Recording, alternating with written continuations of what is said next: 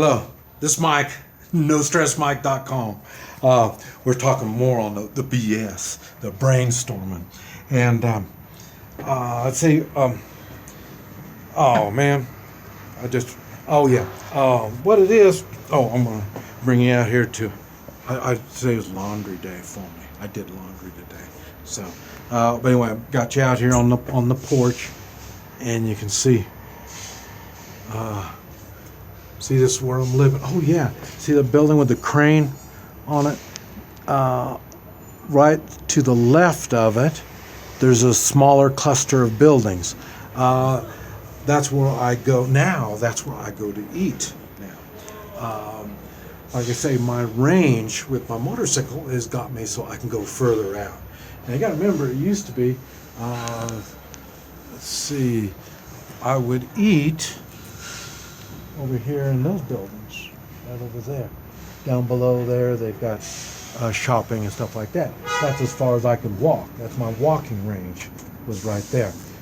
Because after you leave this cluster of buildings, it's a little ghost city here, and then you have to go to the next ghost city, and see there's one way over there, and see they've got them all over, everywhere. And how do you get around, so that's why my motorcycle's been just opened the world for me. I wanted to mention also today, I don't know what's going on, but I went to, like I say, where the crane is on the other side over there. I went over there to eat breakfast today. Normally I don't. This is Sunday, so I thought I'd treat myself special. Every intersection going over there, they had at least 2 policemen on every intersection. And then so that was a main road going over there. And on the non-main roads, about half of the intersections, they had policemen on opposite corners. Sometimes they had them on all 4 corners. So they had a big show of law enforcement today. I don't know what's going on or why. But this is cool. Hey, isn't that cool? So I don't know what's going on. And I say, so that's after I saw that, and I came back, and I thought I better stay in my room, because like I said, I don't have my passport. So they took my passport, so that's why I want to stay here until I get my passport back. Because if they stop me, I don't know what I'm going to do. Can't talk, don't have the papers, I don't know what's going to happen. So, but let's see. We're brainstorming, and I'm trying to think. I do appreciate y'all's comments. I know I don't answer all of them. When they're a direct question, I try to answer them. But a lot of times it's just too hard, too much for me to try to do all that, and I can't get on the internet all the time. This is, and as a matter of fact, I heard what I'm doing now, getting on the internet, is illegal too. I heard, so maybe that's why they come got me. And I don't know. Because I can't talk, I don't understand what's going on, so I don't know what's going on. So anyway, that's why when I get my passport, I'm going to need to start thinking about leaving and where am I going to go. And now see, we're talking about, it's not as easy as I'm just looking for a wife. It's not that easy. It takes time.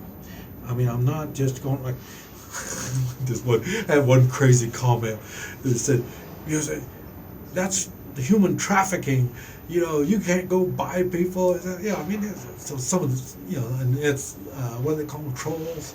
Yeah, they come and they say stupid things, stuff like that.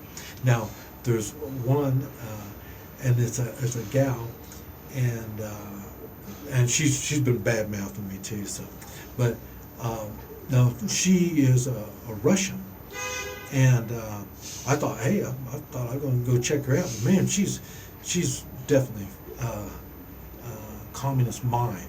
Her mind, she's really, uh, that's, I mean, that's, she really believes the stuff. So I don't want to change people. I love people the way they are, and I try to benefit from those people. And I say I didn't think she has a lot to benefit from. You know, I mean, she had too much bitterness, and that's another thing I've learned. Well, I stay away from bitter people and mean, nasty people. I don't have anything to do with that kind of stuff. So, but it's funny talking about Russian. Like I said, I'm in Kunming, and I don't think I mentioned. Well, I mentioned the day that I left. The day I left? Yeah, the day I left Chongqing, I met a Russian gal, and oh man, she's a Russian gal. She does Chinese medicine, traditional Chinese medicine. She does that, and she comes back every few months, and she does it in Russia, and St. Petersburg, I think she said, or outside St. Petersburg, but I think that was it. But anyway, she could speak English, a little bit of English, and you know, it's funny because I met her at McDonald's. I don't go to McDonald's, but it was my last day in Chongqing, and I knew I was going somewhere, and I didn't know where I was going, and I wanted eggs. I have a hard time getting eggs here. They just don't serve eggs for breakfast here, so I went there for breakfast, and then she come up there. She got in line behind me, and I ask everybody I see, I always ask them. That's how I'm able to make friends, is I ask everybody. I said, you speak English? And when I find somebody speaks English, then we start talking. And that's what happened with her. And then she said, well, this a little bit, you know. I said, okay, no problem. And then I went and sat down, and she got her coffee, and I motioned her to come over and sit down. She would sit with me, drink her coffee. And we started talking. She knew more English than that. She could talk. And she knew Chinese. And she knew Russian. She was Russian, so she could speak Russian. And, oh, man. And then I come find out she was doing some work in Beijing, and then she just came to Chongqing. She just got there, Chongqing. And I told her my room. I said I paid $225, I think, for my room. And she was, I don't know how much that comes out, less than $10 a day. But I think she was paying, I want to say $15 or $17 a day for her room. And so I told her, well, hey, you know, check out my room. So, like I said, we finished eating, and then it was raining, and so we went over to my room, and I showed her my room, and I introduced her to the landlord and landlady, I guess it was. And they talked, and they, you know, I mean, they had a lot of fun.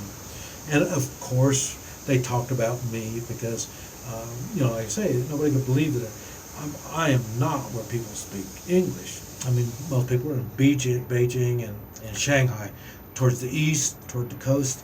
That's where people speak English. Kind of like in Mexico, you get up by the United States border, a lot of them speak English. But you get down on the Guatemala border, hey, you're not going to find much English. So, and that's basically what's going on. And like I say, I'm way out here, out west, southwest. And so that's why but anyway, so this Russian gal, and I thought, oh man, and the thing was, a woman invited me to Chongming. So I didn't want to take a woman with me, even though I had another woman give me an escort. We took the train, made the video talking about the train, and so I had one woman escort me over here for the other one. And that's another thing I thought was really odd. Here, the women are really trusting. They're open and trusting. And I don't know if it's because they find me exotic or what, but like I say, that what we talk about, I give gifts, so I mean, I get their attention, and it's not like, I had somebody say, "Well, tall," and yeah, I'm 6 foot, I'm about 185, and there's a, I am not one of the tall ones. Um, Now for the old people, I'm one of the tall ones, but you're going to find that I am not one of the tall ones. I'm probably right about in the middle. And for the 30 years old and younger, I'm probably right in the middle in the way of size. And they got them bigger than me and smaller than me. Very few are what we would call obese. And I find that really odd. I haven't figured out how that works either. Um, but anyway, so I've been learning about that. And like I say, the gal, the Russian gal, man, I thought, man, but I didn't come here to look for a Russian gal, so I thought, well, and she was really, really nice. And what we talk about, it's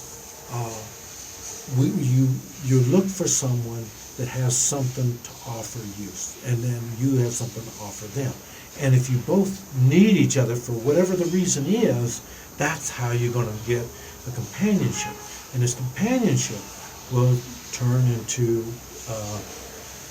relationships and love, in my beliefs. So after I say, I'm not looking for love. The love is the last thing I'm looking for right now. I'm looking for what can I do for you, and what can you do for me? And that's why I have them. Can you work my cell phone? Can you work my computer? You know what I mean? If you can do that much, then you can book us a flight, or you can book us on a train, you can book us somewhere, we can get somewhere, and hey, we can go places, we can do things, and we can learn. But like I say, I'm not no young guy. I'm not looking to start a family. I'm looking to learn. I want to learn things. And one of the things I want to learn about is business. I want to learn how business is being done here. Talking about business, we'll talk about that on the next video. This is Mike, NoStressMike.com.